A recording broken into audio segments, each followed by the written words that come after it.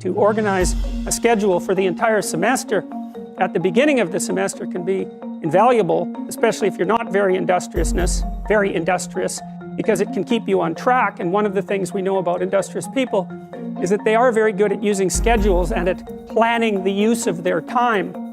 And so I would like to say that you should all be smarter, but I don't know how you could be smarter.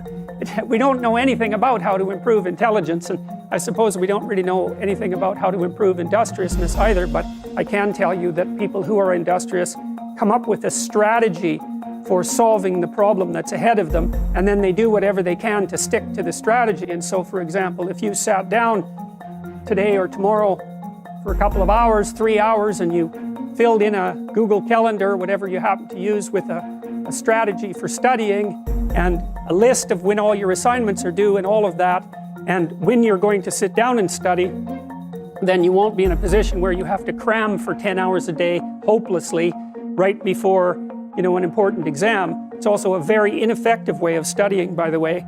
I mean, first of all, people who cram for 10 hours say they're studying for 10 hours, but they rarely are because, well,